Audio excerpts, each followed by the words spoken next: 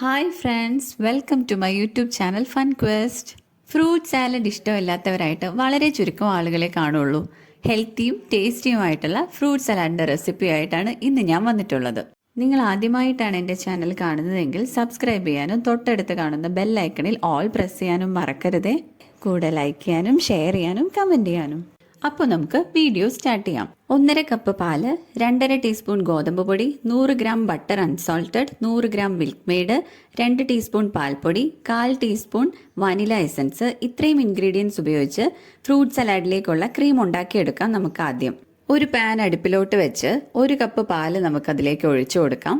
പാലൊന്ന് ചൂടായി വരുമ്പോൾ എടുത്തു വെച്ചിരിക്കുന്ന മിൽക്ക് മെയ്ഡ് അതിലോട്ട് ഒഴിച്ച് ഒന്ന് മിക്സ് ചെയ്തെടുക്കാം. ഈ സമയത്ത് നമുക്കൊന്ന് മധുരം നോക്കാം.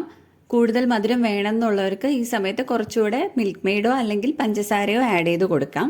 1.5 കപ്പ് പാലിൽ 1 കപ്പ് പാലാണ് നമ്മൾ കുക്ക് ചെയ്യാൻ എടുത്തിട്ടുള്ളത്. ബാക്കിയുള്ള 1/2 കപ്പ് പാല് എടുത്തു വെച്ചിരിക്കുന്ന ഗോതമ്പ് പൊടിയിലേക്ക് കുറച്ചൊഴിച്ച് കട്ടകളൊന്നുമില്ലാതെ മിക്സ് ചെയ്ത് എടുത്തു വെക്കാം.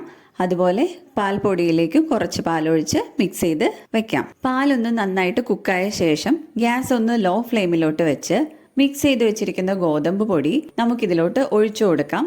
ഒഴിച്ച ഉടനെ നിർത്താതെ ഇളക്കി കൊടുക്കണം, ഇല്ലെങ്കിൽ അത് കട്ട പിടിച്ചു പോവും. കൈ വിടാതെ ഇളക്കിക്കൊണ്ടിരിക്കുക. ഗോതമ്പ് പൊടി ഒന്ന് തിക്കായി തുടങ്ങുമ്പോൾ മിക്സ് ചെയ്ത് വെച്ചിരിക്കുന്ന പാൽപ്പൊടി കൂടെ ഇതിനകത്തോട്ട് ഒഴിച്ചു കൊടുക്കാം. ഇപ്പോൾ നമ്മുടെ ഈ ഒരു മിക്സ് നല്ല തിക്കായി തുടങ്ങി. ഈ ഒരു കൺസിസ്റ്റൻസി ആവുന്ന സമയത്ത് നമുക്ക് ഗ്യാസിന്റെ ഫ്ലെയിം ഓഫ് ചെയ്യാം. ഈ ഒരു മിക്സിൽ ചെറിയ ചെറിയ കട്ടകൾ വന്നു പോയിട്ടുണ്ടെങ്കിൽ അത് കാര്യമാക്കണ്ട, നമ്മളിത് മിക്സിയിൽ ഗ്രൈൻഡ് ചെയ്തെടുക്കും. അപ്പോൾ ആ കട്ടകളെല്ലാം മിക്സായി വന്നോളും. ഇനി നമുക്ക് ഈ മിക്സ് ചൂടാറാനായിട്ട് വെയിറ്റ് ചെയ്യണം. അടുത്തതായി നമുക്ക് റൂം ടെമ്പറേച്ചറിലുള്ള ബട്ടറാണ് വേണ്ടത്. ഇത് മിക്സിയിലോട്ടിട്ട് നന്നായിട്ടൊന്ന് മിക്സ് ചെയ്തെടുക്കാം. ബട്ടർ നമുക്ക് മിക്സിന്റെ ജാറിലിട്ടിട്ട് ആദ്യം ഒന്ന് വിപ്പ് ചെയ്ത് കൊടുക്കാം. അതിനുശേഷം മിക്സിയിൽ അടിച്ചെടുക്കാം. ഇടയ്ക്കൊന്ന് സ്പൂണ് വെച്ച് തട്ടി കൊടുത്തിട്ട് വീണ്ടും ഒന്ന് മിക്സ് ചെയ്തിട്ടാൽ നന്നായിട്ട് മിക്സായി വരും അത്. ഈ ബട്ടർ നമ്മൾ മിക്സിയുടെ ജാറോടെ ഫ്രിഡ്ജിൽ വെച്ച് അരമണിക്കൂർ തണുപ്പിച്ചെടുത്ത ശേഷം വീണ്ടും ഒന്നുകൂടെ ബ്ലെൻഡ് ചെയ്തെടുക്കാം. ഇനി നമുക്ക് നേരത്തെ ഉണ്ടാക്കി വെച്ച മിക്സ് ചൂടാറിയ ശേഷം ഈ മിക്സിയുടെ ജാറിലോട്ട് ബട്ടറിന്റെ കൂടെ ഇട്ട് നന്നായിട്ടൊന്ന് ബ്ലെൻഡ് ചെയ്തെടുക്കാം. ഈ മിക്സ് നമുക്കൊരു പാത്രത്തിലോട്ട് ഒഴിച്ച് അടച്ചു വെച്ചിട്ട് ഫ്രീസറിൽ വെച്ച് തണുപ്പിച്ചെടുക്കാം.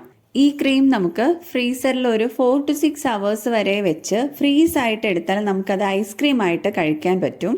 അതല്ല നമുക്കൊരു ക്രീമി ടെക്സ്ചറിലാണ് വേണ്ടതെങ്കിൽ ഒരു 2 hours വരെ ഫ്രീസറിൽ വെച്ച് തണുപ്പിച്ചെടുത്താൽ മാത്രം മതിയാകും. ക്രീം ഒന്ന് ഫ്രീസറിൽ ഇരുന്ന് സെറ്റ് ആവുന്ന സമയം കൊണ്ട് നമുക്ക് ഈ ഫ്രൂട്ട് സലാഡിലേക്ക് വേണ്ട ഫ്രൂട്ട്സ് എല്ലാം കട്ട് ചെയ്തെടുക്കാം. ഞാനിന്നിവിടെ പപ്പായ, മാങ്ങ, പഴം, പൈനാപ്പിള്, തണ്ണിമത്തൻ ഈ ഒരു ഫ്രൂട്ട്സ് ഒക്കെയാണ് എടുത്തിട്ടുള്ളത്. ഇതെല്ലാം കട്ട് ചെയ്തെടുത്ത് ഒരു ബൗളിലോട്ട് ഇട്ട് കൊടുക്കുകയാണ്. ഇനി ഈ ഫ്രൂട്ട്സിലോട്ട് 2 ടീസ്പൂൺ പഞ്ചസാര ഇട്ട് ഒന്ന് മിക്സ് ചെയ്ത് തണുപ്പിക്കാനായി ഫ്രിഡ്ജിൽ വെക്കാം. ഫ്രൂട്ട്സിനെല്ലാം മധുരം ഒന്ന് ബാലൻസ് ആവാനാണ് നമ്മൾ പഞ്ചസാര ആഡ് ചെയ്തത്.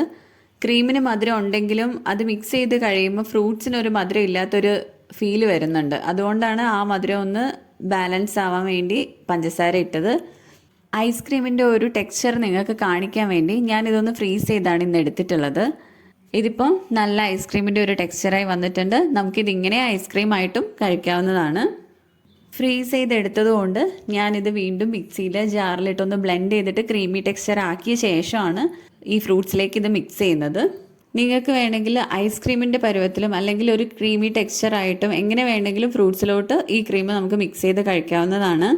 ഒരു തവണയെങ്കിലും ഈ റെസിപ്പി നിങ്ങൾ എല്ലാവരും ട്രൈ ചെയ്ത് നോക്കണം. ഗോതമ്പ് പൊടിയാണ് ഇതിനകത്ത് യൂസ് ചെയ്തിട്ടുള്ളതെന്ന് നമുക്ക് മനസ്സിലാവുക പോലും ഇല്ല. കുട്ടികൾക്കൊക്കെ എപ്പോഴും നമ്മൾ പുറത്തുനിന്നൊക്കെ വാങ്ങിച്ചു കൊടുക്കുന്നതിലും നല്ലത് ഇതുപോലെ വീട്ടിലൊക്കെ ഉണ്ടാക്കി കൊടുക്കുകയാണെങ്കിൽ ഹെൽത്തി ആയിരിക്കും, ടേസ്റ്റി ആയിരിക്കും. അപ്പോൾ എല്ലാവരും ട്രൈ ചെയ്ത് നോക്കണം. വീഡിയോ ഇഷ്ടമായെങ്കിൽ എല്ലാവരും ലൈക്ക് ചെയ്യാനും ഷെയർ ചെയ്യാനും കമൻറ്റ് ചെയ്യാനും മറക്കരുതേ. Thanks for watching.